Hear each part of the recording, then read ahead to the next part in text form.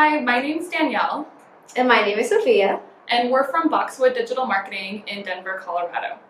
Today we're going to talk about some of the commonly asked questions that we get from small business owners about kind of digital marketing at large. It's kind of a big question, but it's a question I get a lot of just what kind of strategies usually work for small businesses and what kinds usually don't work for small businesses. Although it's a big question, I do see a lot of trends of things that often work and things that often don't work for that small business size. It's different than a type of strategy that's going to work for a Fortune 500 business. That's good to know. So yeah, let's jump into this episode. What can you tell me that a small business owner should know about digital marketing and how that can help them?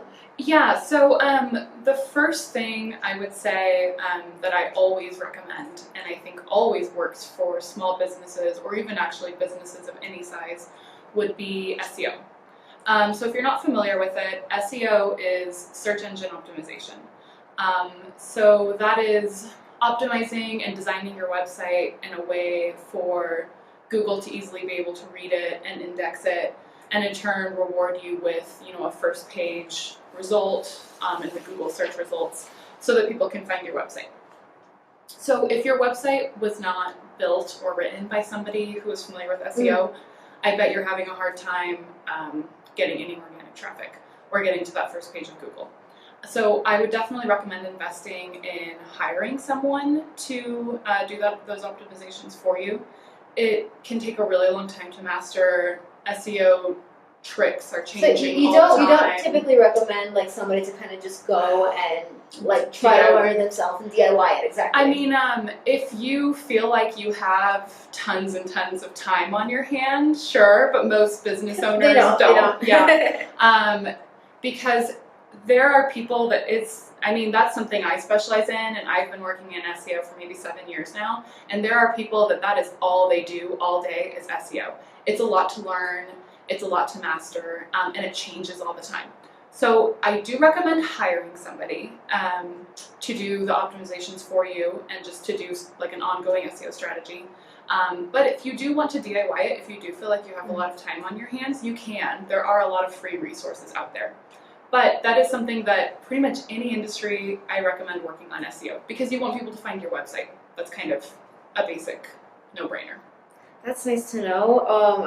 Typically business owners, especially small business owners, we all kind of want to always try to do things on our own. Yeah. And sometimes, we don't really get the results that we're expecting. Yeah. And it's sometimes just a lot better to get somebody who can definitely help you out. You don't need to master everything.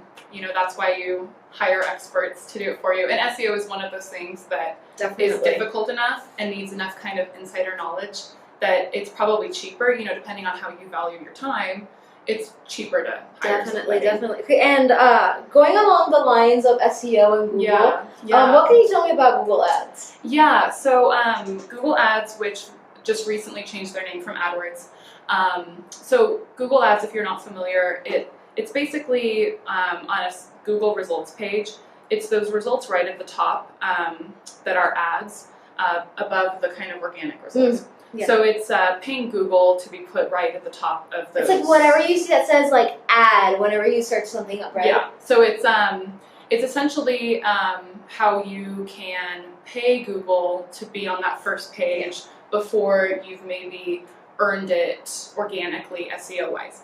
So I do recommend it for businesses that are having trouble getting any organic traffic yet, because an SEO strategy can take at least a couple of months to work. Okay.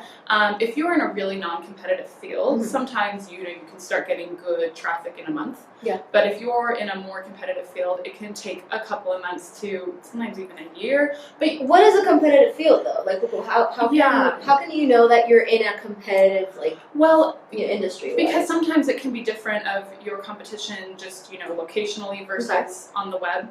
I would say you're in a competitive field if when you type in maybe your core service, so say you're a carpet cleaner. So if you type in like carpet cleaning near me, if your first page is chock full of a lot of like bigger, well-known companies, then you're in a competitive field. Got it. And you also will know if you have a lot of trouble getting organic traffic. That means your field's really competitive. But you'll, not to get too in the weeds, but you'll also know if your cost per click in Google gets really expensive, because the price is driven up when you have a more competitive field. Okay. But anyways, the reason that I do recommend it sometimes for small businesses is it can just be a good way to get traffic onto your website tomorrow rather than waiting, a couple months for those other digital marketing strategies. So results are actually quite quick. Yeah, they are. And so I recommend it if your cost per click isn't outrageously high. So that might be something that you would need to do a consult with like an ad specialist to find out if you're not familiar with that field really. But I do like it because rather than sitting with your website with getting no visitors until one of these other strategies starts to be effective, it can. Google's like, oh, well, if you pay me, I'll put you on the first page. So it's just a good way to get traffic to your website in the short term before you're bringing it in through maybe a more ideal avenue. Sounds good. Yeah. What can you tell me about other ways to get traffic, whether to your website or to social media? What can you tell me about that? Yeah, so a strategy that is kind of ingrained in a lot of other platforms is visual content marketing. So visual content marketing can be, an infographic, maybe representing, like going back to that carpet cleaning example. Maybe you create an infographic of how the carpet cleaning process works. And so that's a great visual to put out on social media, to put on your website, on your blog. You could even potentially put it on, a brochure or something like that. Other types of visual content marketing can be even a meme that's relevant and funny in your industry. So I'm guessing anything visual, say like, branded images or like video. Yeah, and so, if you're posting maybe photography you've had taken of your products, you'll be putting those online and probably throwing your logo on there to do some branding as well. But visual content marketing kind of ties into a lot of different avenues of digital marketing. But think about the way that you kind of scroll through the web and scroll through social media. You're not really stopping to read blocks of text. That is true. Unless it's like your friend, you might. But if it's coming from a business, you're not really going to stop and read. That is so true. So visuals are so important to just grab somebody's attention, just to get them to stop and look for more than one second. Yeah. So visuals are really, really important. Awesome. Okay, so what else can a small business do to reach their customers or the potential clients or customers online? Is there anything that could be probably a little easier to do, or something within their own capabilities? Well, social media marketing usually is really good for visual brands, like we kind of mentioned, and it's good for kind of creating a little bit more brand credibility for your business. If someone is thinking about maybe hiring you for a service, if that's what you do, and they check out your Facebook page and there's like one post from a year ago, it makes your brand not look as active. And you're maybe thinking like, oh, these guys are kind of small time, they don't even have a budget, for social media. So it can be a little bit of that image as well. And for B2C, it can be a pretty good lead generator. Social media and social media ads. I usually see them working really well for B2C products and highly visual products. So maybe clothing. Anything that kind of like requires like people to interact with them. So like I guess like food or beauty or even car parts or that's like true. That. That's true. So if you have kind of a visual component of your product or service to share on social media, those usually do well too. Unfortunately, there are some industries and products that don't do super well on social media. So tell me about that. Yeah, so I mean, for those brands, I do usually still recommend just kind of a basic presence, but I don't recommend dumping a bunch of money into it because you're not going to see a great return. Yeah, because probably like your own customers aren't on social media searching for you. So usually when I steer, honestly, I do sometimes steer clients away from social media. Would be kind of those stuffy B2B type businesses, which would be, you know, like a commercial product like paper products, or, you know, if you do maybe a service like building maintenance. Your target customers, which are probably business owners or office managers, they are not looking for their new supplier on Instagram. That is definitely true. They're just not. You may get lucky once in a million, or if you have a huge budget and you're able to post multiple times every day, maybe. But most small business owners do not have budgets like that. So if you have a small business that is very B2B and not very visual, like a service, I just don't recommend dumping tons of money into it because I want you to get a good return, and I don't always see great returns for that. That's true. Yeah.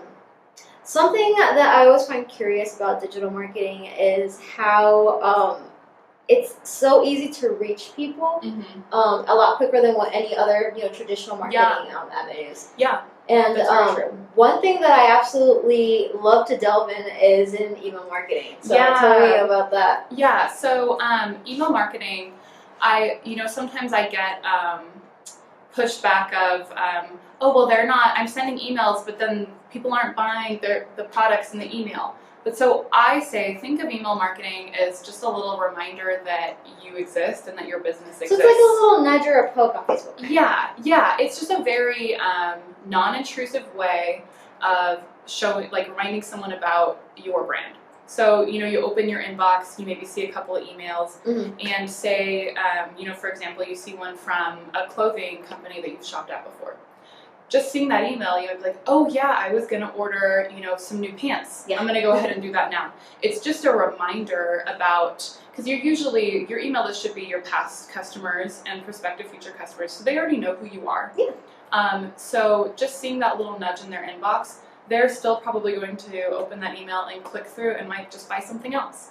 Or just spend a little bit of time on your website perusing. It's just a good kind of nudge to re-engage with your brand and with your website a little bit. So what types of email marketing per se, like types of categories of emails work best? Yeah, so I say only email people when you have something to say.